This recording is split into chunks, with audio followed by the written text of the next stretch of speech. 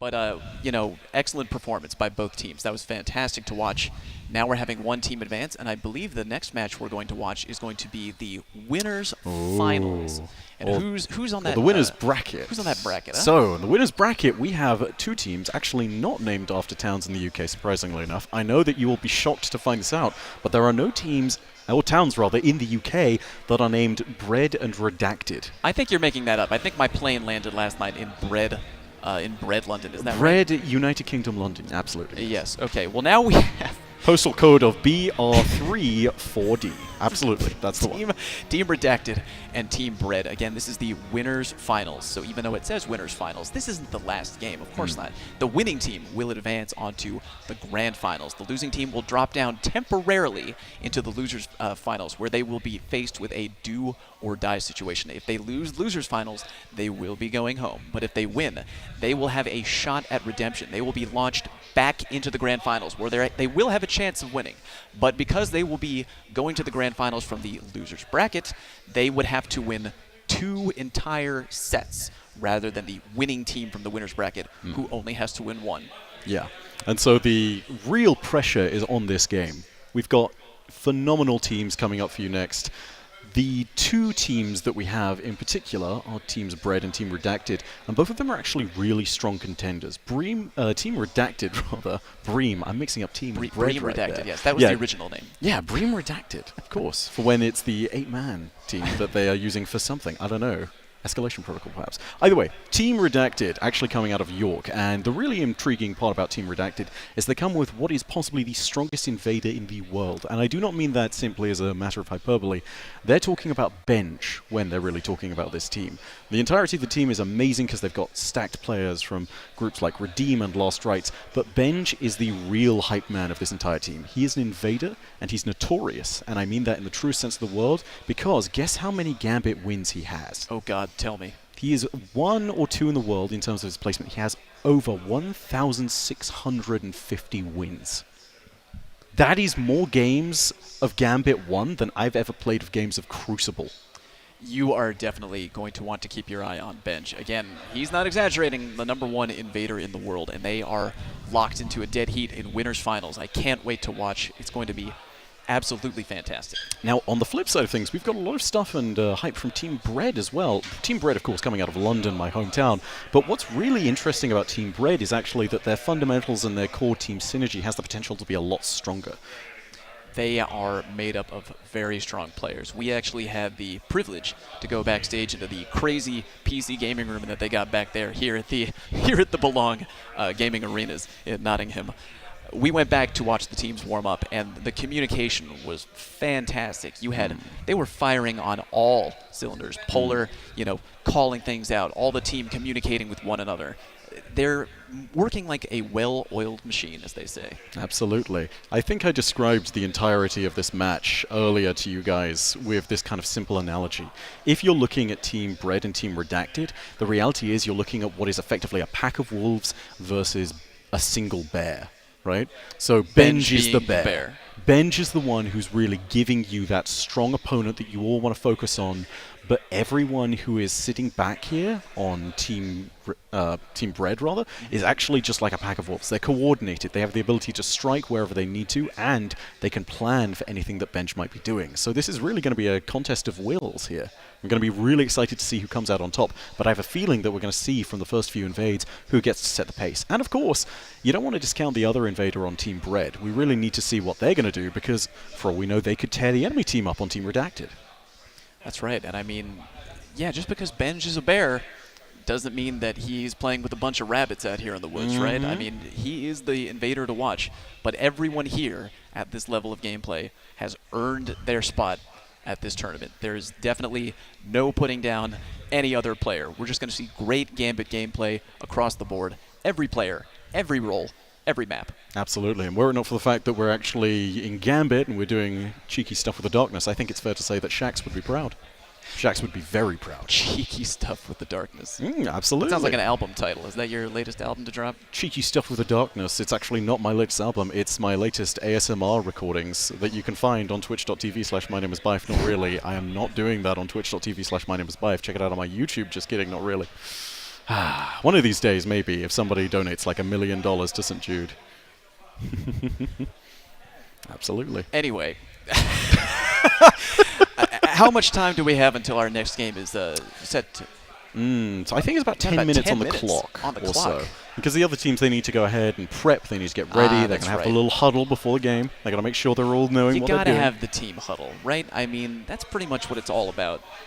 All the players who are here, you know, they're here to play a game, but that doesn't mean that they aren't taking it seriously. You know what I mean? You have the team, you sit down together, you go over the strategy, because if you think they are coming into this level of gameplay with no strategy, what is he doing? What is he thinking right now? Like, they're going to go over everything. They're going to confirm that their weapon loadouts are perfect, just the way they want them to be. They're going to make sure that they're talking about, hey, which way are we going to go on each map? Who's going to, who's the invader? I mean, they probably have that set already, but like, what weapon and what strategy are you going to do when you invade? What's the game plan here? And also, you got to remember that this particular tournament has an interesting set of rules that really dictate and govern the way that the teams have to play. So to give you guys a little bit of clarity on that, we have a few rules such as no repeat subclasses. So for example, if you have a Void Warlock, you cannot have another Void Warlock.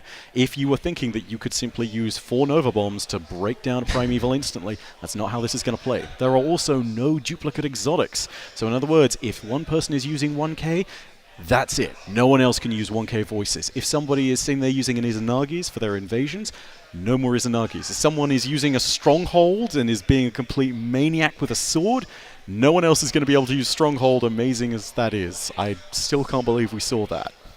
Do you really think that he was going to announce to his team, oh, by the way, I'm using the Stronghold sword. Do you think there was a resounding, no, I wanted to use it. I wanted to use the sharp what a killjoy. stick. Unbelievable. You know, another rule that they have, which I was actually surprised by, which I'd never seen before, no duplicate legendary weapons, which I think you mentioned already. But, like, again, coming from the PvP side, I've watched a lot of PvP traditional Crucible tournaments unfold.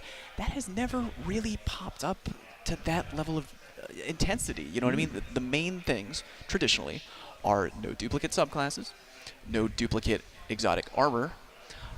Certain pieces are banned, of course, but never really to the level that we're seeing here. But it does bring an interesting element of strategy to the table, because some weapons are so viable, so effective. You are definitely going to have teammates potentially arguing with one another about who can use which gun and which loadout. Exactly. I mean, you know, a common question I think that everyone would ask is, where do you assign the threat level? Because everybody's going to want to use a threat level. Threat level is a top-tier gun.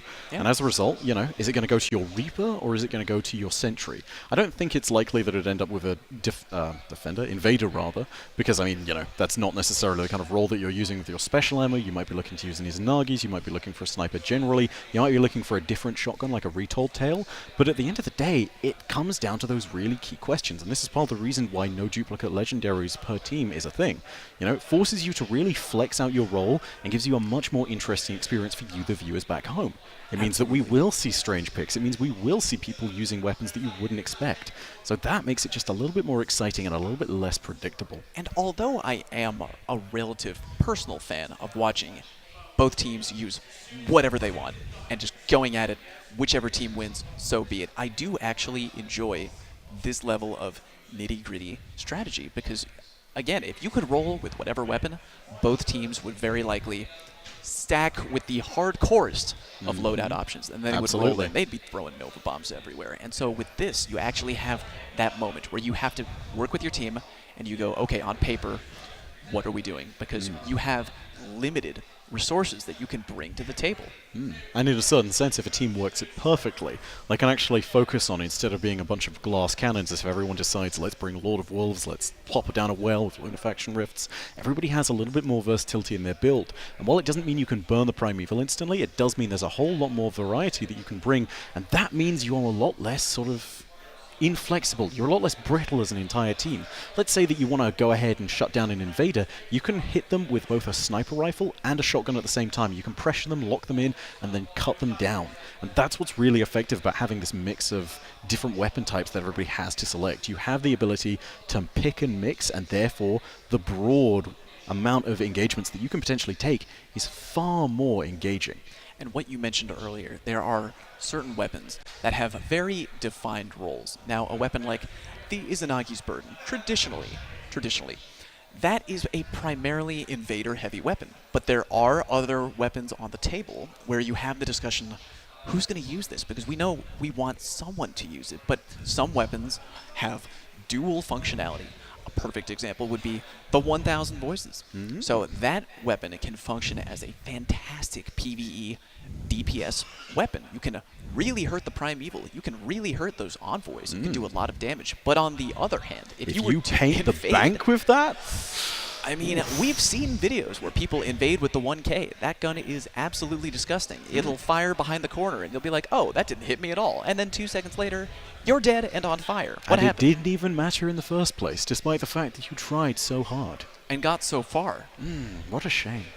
But regardless, we're going to go ahead and queue up for this next match soon. I'm really excited to see this generally. Again, Bread versus Redacted, no matter whether these guys both end up back in the finals or not, this is really one of the more hype matches of the day because, again, you have two fantastic teams squaring off against each other. Absolutely. Again, they're both in it from the winners' finals, meaning that to get to this point, I'm pretty sure they probably have not lost a match yet, because if they lost, they would have been in the losers' finals. So you essentially not a single match has been lost. A clash of titans, as we can see on camera here. Both teams are gearing up. The teams are very focused right now. They're checking each other's loadouts probably. They're making sure that all systems are go right now. They don't want to have any snags or problems, nothing bad come up during the game. And of course, they're both paying the Drifter bribes so they can get more motes more quickly, because of course that's how it works. Well, what exactly are they bribing the Drifter with? More motes, I think. More motes? Alternatively, maybe some of that wonderful hive steak they were talking about earlier. Hive steak? Oh, wait, where is he there in the background? Is he there in the background? I've heard a report. I heard a report that somewhere in the background, somewhere on the floor. If you're at Drifter. home, let's play a game of Where's Waldo, or as I believe you say here, Where's Wu Wally? Ming? Where's Wu Ming? Here's another fun little lore fact, by the way, about the Drifter. The Drifter has never had a single... there he is. there he is. There's There the he Drifter. is. What is he He's doing back creeping there? in the background. He's watching He both might the be teams gear gathering up. information. He might indeed. He might be selling it to the other team for those wonderful hive steaks. That Drifter would do anything for a hive steak. Yeah, dude. He's The like a juicy cereal prime mascot. cut. Tender-reared hive knight, been bred for 1,000 years in the pit of the Dreadnought, and then after all that's said and done, you age it for 48 days after it's been killed, and then season it just ever so lightly with just a little bit of sea salt. This is actually becoming a cooking channel. This is Cooking with Bife. And when we're back, we'll show you Radiolorian pudding. Oh, we have one finished in the oven already. Oh, wonderful. how I love it when convenient. that happens. Unbelievable. That never happens at home in my kitchen. Now, I got to ask you, what's your favorite to win this one? Because, again, this is one of the more hotly contested matches. Bread or Redacted? That's a very tough question. I have to say that if I had to put money on it, I might put money on Bread, because their track record so far has been very impeccable. I've heard that every game they have won up until this point has been a very convincing win. Now, at this level, that might not mean as much, because when you're going through the ranks at a lower level all the way through the beginning of the tournament, of course you're going to fight a different caliber of team. Now, they're reaching the tip top of the mountain, okay? So they're going to go up against one of the toughest teams here, topped off with the #1 invader of the world. And honestly, on that side of things, I'm going to give this one to Team Redacted. I feel as though Benj is the real kind of hidden secret weapon of the team, although maybe not so secret considering his reputation. I think that, honestly, he's the one that's going to carry it, because, again, so much is put on the pinnacle movement of that invader. When they're at the top of their game, when they're in the enemy's team zone, you can then see them truly go to work, and with a man like Benj, he will be able to truly work some magic. So that's what I really Look think at is him. going to If happen. you're watching at home, he's the fellow right there on camera, not the guy leaning forward with the dark shirt. He's a little bit in the background. He's got a red shirt on. Where did he go? I lost him in the darkness. Ah, truly they are Help me, immersed Bife. in the The darkness. darkness is everywhere. The darkness consumes you. But yeah, it's going to be fantastic. And not to mention, when he does go in for those invades, I do think that Benj's ability to sort of push forward is going to be really the reason why I'm giving this one to Redacted. However, I do got to say this as well. I think that we know exactly who the local Bungie community managers are going to be backing for this one. Because, of course, there is this running rivalry between Cosmo and DMG. That's right, guys. I'm talking about you guys. DMG, I know that you're going to be over there cheering for Team Bread. And Cosmo, I know you're going to be over there cheering for Team Redacted.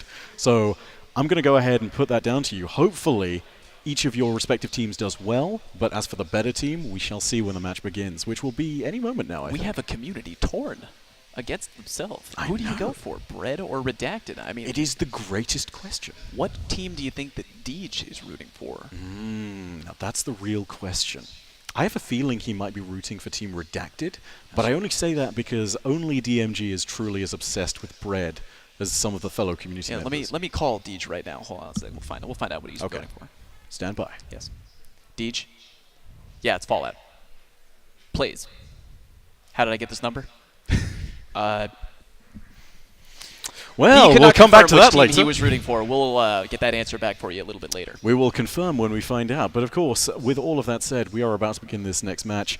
I, again, really do feel as though this is going to be one of the better ones that we see today, but so much of it hinges on how these teams do. You can see, of course, everyone there seems relatively calm, but underneath there has got to be a little bit of nerve there. Oh, absolutely. Of course, they have their game faces on right now, but there's no telling what's going on underneath. You know, you got to be a little bit jittery. You're here at the top level. You're moving forward from the winners finals, potentially into the grand finals. You got to have a little bit of butterflies going on in your stomach right now. Absolutely.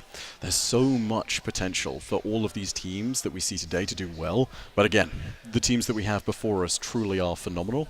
And I'm just really excited to see this game. You know, we've said our teams, we've said our preferences, but I think no matter who plays this game and no matter who wins it today, we're going to see a fantastic game of Gambit no matter what. And the better thing about this, no matter what happens, one of these teams will be moving on to the grand final because this is the winner's bracket. Correct. So no matter what happens, we're going to see one team in the final that's going to do fantastic games. It's really down to whether we're going to see Redacted or Bread in the final guaranteed. So we'll see what happens. Now, here's the real question. After this game, one team, again, will get knocked down to the losers finals. Now, are they going to win that game and come back for the round 2 rematch, or are they going to lose their footing? Are they going to lose their momentum? Are they going to lose to the team already in the losers bracket? Could we see some Indeed, kind of yeah. Cinderella story where the Indeed. teams that we watched earlier, Maybe they have a chance. If possible, maybe we can pull up the losers bracket so we can just go ahead and see, because I know that both of the Bristol teams that we had played a really fierce game earlier. And of course, Absolutely. it ended up being that the Bristol Smugglers came on through with that 5% more primeval damage, just sneaking in under the wire. Brawlers, unfortunately, have been knocked out of the tournament, but the Smugglers really do have an interesting chance here, because whilst they were previously in the losers bracket, if they beat the loser that falls down to them in the loser brackets finals, Yeah. they then have, admittedly, a very steep road to climb, but a road potentially to being the overall winner. And I think that gives them an amazing little chance to sort of really hit back.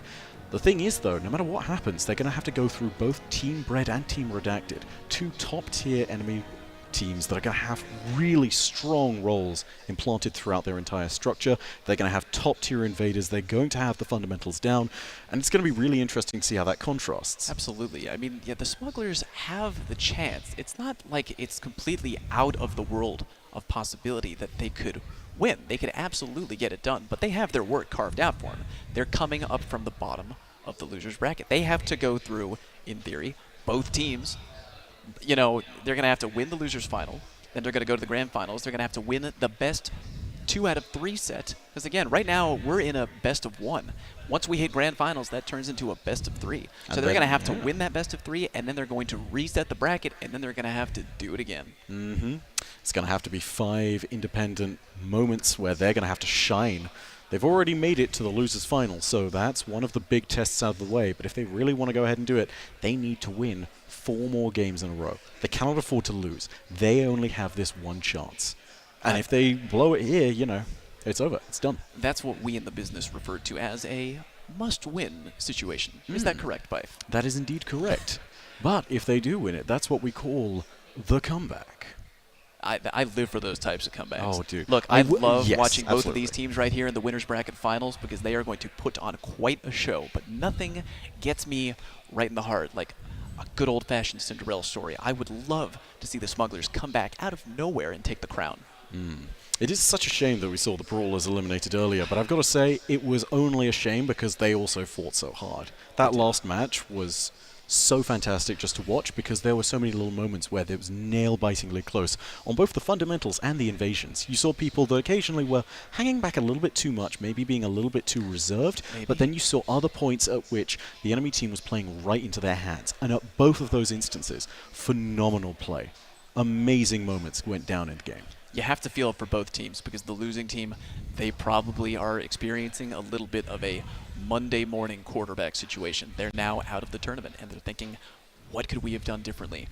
You know, you tip your hat to them because they put on a fantastic performance. They did an excellent job. And really, it wasn't a blowout victory. It was really within a hair. So I think they have the ability to hang their head high and realize that they did a good job. And if we put on another event like this, they can come back, possibly do even better. And they can say, hey, I made it to the finals of the Gambit Prime Arena Cup. Excellent stuff from that team. We are almost ready from the sounds of things. The teams will be whirring up momentarily. I'd give it around about a minute or so until we're ready to start. Oh. And the producers are just... That's what we call the commentator's curse. Indeed. This is a real thing. Look that up. Commentator's curse. Right as Bife is telling us, hey, we have about a minute left before we get into the next game. Then, of course, we hear from the wonderful people on the production team side telling us in our ear, we may have a little bit of a delay. Such is the way of things. What are you going to do? We'll keep you company while you're waiting. Don't worry, guys. It's all good. We're going to be here. So what other important factors do you think that both teams are going to need to bring to the table other than having a really good invader and a really effective primeval burn? What are the elements of success that people might not be thinking of right away? I think, honestly, there's a real series of things to be said about synergy between the home team. So your Sentry, your Reaper, and your Collector. The Reaper and the Collector are going to be the two that everyone focuses on the most, because at this exact moment in time, when you think of the two of them, they just go together. They're out there in the field, they're killing the ads, they're killing the mobs, they're picking up all the motes. But, more importantly, you might want to think about having your Collector be the one who hangs back initially and then ferrets out all those motes. So, going in with a Reaper that has a shotgun is going to be a really strong strategy for melting those large enemies. Threat level is going to be an incredibly powerful weapon, Ikelos shotgun by that same notion, but if you're sitting there and you all of a sudden notice, hang on a sec, the Reaper's accidentally picked up all of these motes. Oh no, that's not good. We should have given those to the Collector instead. To the Collector. You know, there's all sorts of different benefits and synergies that you can get from the armors here. And that's something that a fundamentals team is going to be able to determine at the very top of their game. Because of course, you know, there are real benefits to a Collector picking things up. If you have 6 or more points in your Collector armor, when you pick up a variety of motes, or a large number of them rather, you will get Umbral armor, which means you have an overshield. That then is effective because if the invader comes along, they're going to have a slightly harder time dealing with them. That means it's a difference between maybe an extra shot from a machine gun, like say Hammerhead or Thunderlord. And that sounds like not much, but the games of Gambit that we've seen can turn on smaller things than a single heavy machine gun bullet. Very well put. I think we actually witnessed that firsthand in the game we just watched, where one of the players had invaded, and you saw the team on the defending team. The player came up and tried to give him the how do you do from behind with the shotgun, but he couldn't get the job done, probably because the invader has that advanced level overshield granted by the invader level armor. So very tiny things like that can make very big differences. If they had shut out that invader a little bit earlier, they might have been better off. They might not have dropped as many motes. They might have not had their momentum interrupted. They could have kept going with the flow. You could have seen a potentially different game altogether. And I think this is another thing that has to be said about the team roles in Gambit. Everybody sits there and thinks the biggest enemy of the Sentry on each team is actually the invader. And that's not always the case when you've got a really good Sentry. Sometimes the really terrible enemy to face is a good Collector on the other side. And the reason for that is because if you drop a ton of big blockers, something like say a giant blocker, a 20, that's going to have a real impact on their ammo reserves. So there's this real game of cat and mouse with regards to the ammo that you're trying to conserve. Let's say that your Sentry has something like say a Lord of Wolves, and they've only got 30 rounds in that thing. That's a single reload of a clip. Now you could do that and you could effectively lay down fire on an invader who's been tempted in, or alternatively you could use that to clear the bank and make sure that your teammates can bank in the first place. So the Collector not only has this role of course of pushing you closer towards the primeval, but it's an aggro situation for the other side. You're throwing more of their resources down the drain so that they have a tougher fight to get to primeval. And let's not forget, the more blockers that you have on the other side, the more likely it is that you're going to be draining motes from the other team's bank. Stressing the Sentry, I think, is actually one of the more important targets that you can build on as a team. And it's one of those really small edge things that only top tier teams who've really got their fundamentals down are going to be able to do. But when you do it right, you're going to be able to completely demolish their defense, because no Sentry means no marking the invader. Nothing is going to be easy when your Sentry is down. That's right. Every single role on the team has an important job, and they have important questions that they have to ask themselves. Like you said, if you're a collector, you have to determine, in the heat of the moment, are you going to deposit your motes at a tiny number, or are you going to do it at a big number? You could send over a big Chungus blocker, but again, like you said, there are advantages and disadvantages to doing that. If you get invaded and you got caught with your pants down, essentially, with 20 motes, you could be in a lot of trouble. Absolutely. But if you're dunking 5 or 10ers, the blockers are still good, but you're taking more time going back and forth to the bank. Now, I like doing the small blockers because I find them more annoying. I like kind of flooding the enemy team with random taken. It appeases me. I've got to ask this because I'm sure everyone who's played Gambit at home has had this exact scenario. Have you ever had that moment where you have 2 Tekken goblins and they decide they're going to become best friends? They give them they lock eyes, the they look at each other. Tactic. They're looking gracefully into each other's souls, and they think, we're going to stay like this forever. And the other team sits there and it's like, we're going to stay like this forever. Yeah. We'd like to remind you that's why small blockers can be annoying. That's why they matter. We would like to remind you that we are coming at you live right now from the Belong Gaming Arena, located where, Bife? Here in Nottingham. Nottingham, Exactly UK. right. And if you are in the area, please feel free to come on down. We got a great crowd out here. Hey, can we hear from the crowd? There it is. Come on. There we What go. is that? We Come can on. get a little bit more Or than that. Let's hear from the there crowd. it is. There we All go. right. Give it up. Perfect. We got a great venue down here. It's fantastic. Plenty of lovely people. We even actually have, did you see her? We have Destiny-themed food and drink menus. Oh, they have cocktails. They have cocktails for each of the different classes here. And the Invader one apparently is really mean. And I mean that not because of the fact that it, shouts insults at your mother. I mean it because of the fact that it is really strong. I'm hearing the team's getting really hyped right now. Are we close to a game, or are they just trying to keep their own adrenaline high? I'm hearing shouting. It looks like there's behind some me. trash talk going back and forth Is between the the teams trash back there. Ooh, this is going to be interesting. Maybe we could be hours from gameplay, and they're just having a rap battle back there. Is that what they're doing? They're just insulting each other back and forth? I want to go back there and join the rap battle. Absolutely. They're going to come back out there and they're going to be like, Team Bread has forfeit because all of a sudden the Reaper on Team Redacted just laid down some fantastic bars, and all of a sudden they're out. There's no way they can compete. We can't against continue that the fire. tournament because one of the teams got served back there. Served, and they're not coming home. They need some sun cream to treat those burns. You would think that we've had too many Invader cocktails up here right now, but I assure you we have not. It's going to happen later. We have been having some of that wonderful Bungie trademarked room temperature water today. Oh, I love it. Oh, Top tier gorgeous. water. You can't get better water out here. Oh. And by the sounds of things, we're about to go ahead and start. My apologies for the wait there, guys, but we are there now, and we are loading into the next match versus Team Bread and Team Redacted. Let's see who comes out on top. This is the Gambit Prime Arena Cup. Well done, Bife. Keeping it all Are they together. loading in? What map? Do we know what map we're going to be loading That's into? a very good question. Now, for those of you who don't know, there are 4 maps currently within the pool remaining, and the teams do decide in advance. For this first section and this first stage, it is the first team gets to ban 2, I believe, and then whatever is left gets chosen by the opposing team, and then after that they do the same with enemy types. It turns out, again, this game is going to be played on Emerald Coast, so we're going back to the EDZ, that most classic of maps.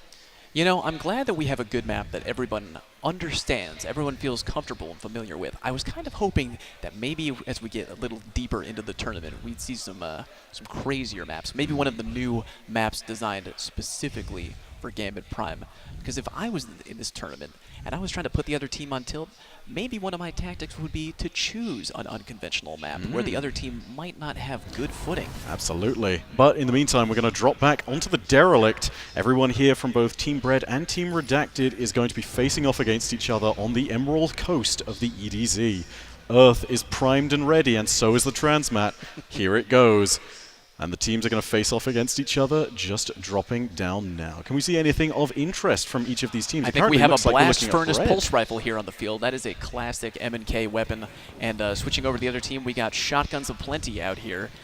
Shotgun. Am I seeing dual shotgun on this player? Oh, I think I'm seeing look at dual that. shotgun. We are now, wait a indeed minute. seeing What am I dual seeing shotgun. here? Now, Bife, confirm this for me. Once you go into the game with your loadout, you're not allowed to change loadout. You're locked in. You are locked. You can no longer change your weapons. You have to stick with that set. Now, I'm referring, of course, not to the Gambit Prime mechanics, but to the rules of this tournament. So if you're watching at home saying, hey, that's not right, we can change loadouts in Gambit Prime, not today.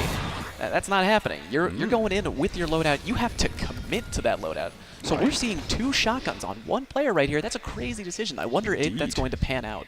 Now, a little fun fact, for those of you who love getting nothing of worth from your engrams, the Cryptarch is actually playing on Team Red. He's a London localer, and by the Cryptarch, I mean the Cryptarch, the famous Twitter account. Okay, look at this. There. We have 25 on the field right now. The here power ammo's comes the picked up. Benj. You know that Benj is coming in. Oh, he's got that long shadow. He's looking for a team. Oh, misses first shot coming in there, but he's close. Second shot connecting, but not quite a kill. He's looking for them, but he might have to switch to another target here. Moving on forwards. He's got his tractor cannon out there. Oh, and here it comes. He's coming right in front of them. Doesn't manage to get the kill, doesn't get any damage there. No suppression from that tractor cannon. Benj's first invade is not going as well as it could be, but at least able to do some damage on the first one. Is he going to be able to pick up the kill? 3 doesn't seconds look left. so. 2, 1.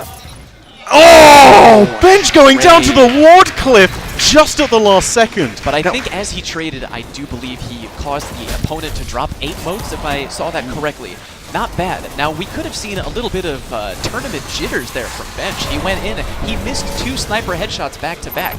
Although he was doing his job of keeping the other team on tilt, but he did not get as many kills as he was hoping to get. Now there is another invade coming up. Invader is present over on the side of Team Redacted. I'm not sure who the Invader is over on Team Bread, but regardless, Benj is on the swivel. He's looking around with his long shadow, trying to find them. It looks like the Invader is over here. It's Enigma. And they're currently taking out Zoe. Zoe, by the way, another one of those really good Gambit players. They're going ham, look at that! And then the Blade Barrage to try and finish off, and he gets the final kill on Benj! That is an army of 1. He is going back home to his side of the arena, and the Drifter is proud. Well done. A lot of time going off on that timer. You want to make sure you can get as much damage done before the timer goes off and you get not sent back. done, he's going back in! Oh man, look at this. But he doesn't have the Blade Barrage now, but that doesn't It doesn't mean matter. he doesn't have Hammerhead. 1 kill down, but Benj is shutting him down! Benj says, no more of this. I am the king of the snipers and the invasions here, and I'm going to put you in your place. Benj says, look at me. I'm the invader now. I'm the invader now, indeed. Both these teams as well, relatively speaking, neck and neck. It isn't quite perfect because there is a slight lead on Team Bread here. Their fundamentals being a little bit better, pulling them through just about, giving Team Redacted a run for their money. Remember, look at all these motes on the field. Oh my god, they need to collect those motes quickly. Now is a very dangerous there's time. An invader on the field. They need to get rid of this invader as quick as they can so they can pick up. Look at all those motes littered in the back. Oh, Benj is back, and he's got a great opportunity to work with those.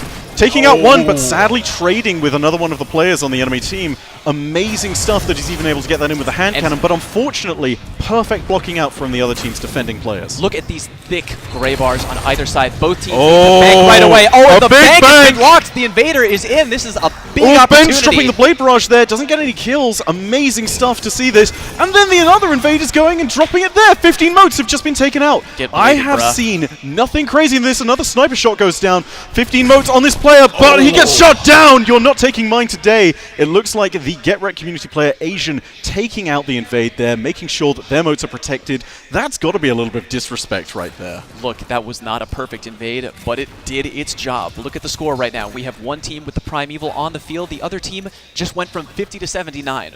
That is a big swing in power on the field. I think it's fair to say that Team Redacted was the favorite coming into this, but now they're back on the back foot. They don't have their Primeval yet.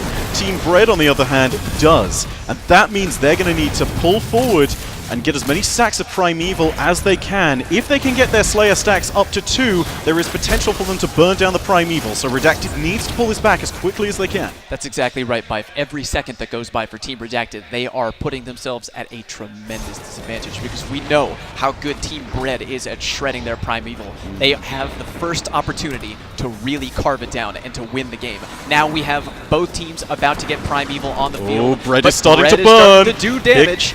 There is an invade coming in, I think, with all of this, so they might have an opponent coming up.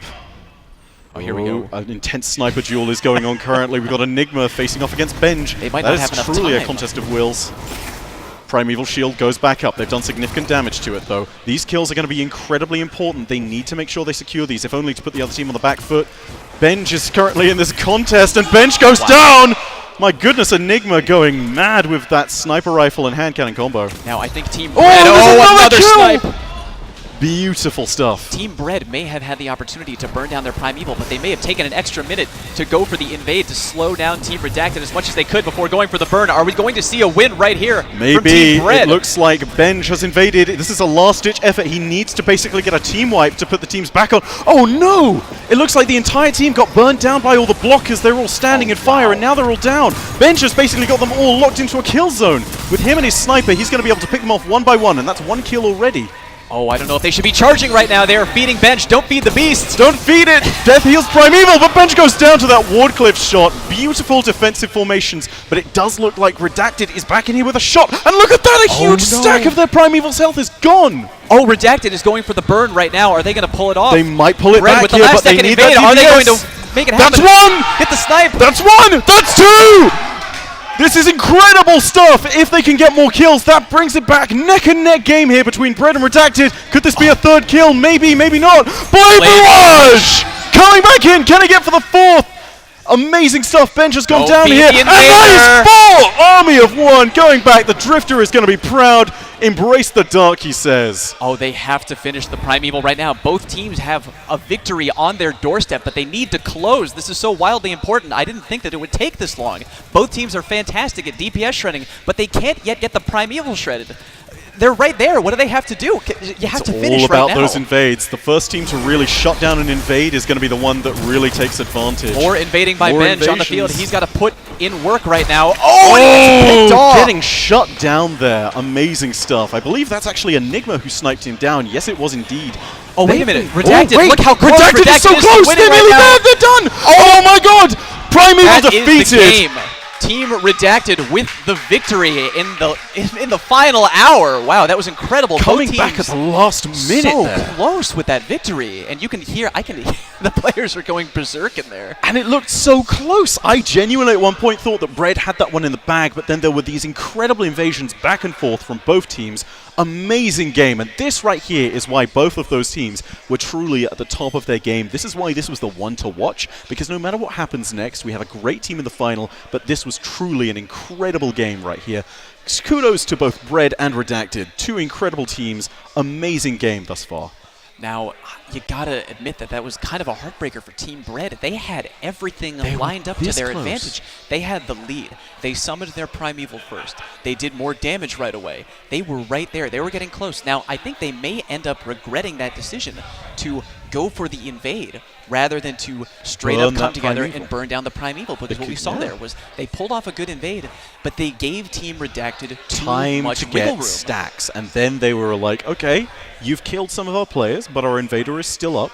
Benji's going to come in, and he's going to start to shred your team, and Benji will do what Benji does best. And that ultimately is where they should have stuck to the fundamentals. I think you're completely right, Fallout. That was the correct decision. Yeah. Because that extra fourth player might have been the difference. After all, there was only about a third of the HP left on that Primeval. There could have been some serious wiggle room there. If there was a super to be used, if there was some more heavy ammo, that could have been the difference between victory and defeat. And now Team Bread has a really long path back to victory if they have a chance of attaining it. They do. Now, again, we can't count Team Bread out right now. They did get beaten right now. They have been sent to the loser's bracket, but they have the chance to fight against the Smugglers, get a win, and then we will see them come back to the grand finals, provided they win, for an incredible rematch. Now, no matter who goes to the grand finals, it's going to be crazy if this is the type of gameplay we're seeing out here. I just can't believe how much Benj put in work in the final hour of that game. Now, at the very beginning, his first invade, we weren't really feeling it. It wasn't super hot fire. We wanted super hot fire. It was lukewarm water from the tap. He got a mediocre trade with a Wardcliff, which I think ended up being about as piecemeal as you can get with regards to an invade. He took out 8 motes, but by that same token, the 8 motes that were defended against and the fact that he wasn't able to get more was really problematic, because as well as that, there was a Wardcliff shot used. That's precious heavy ammo.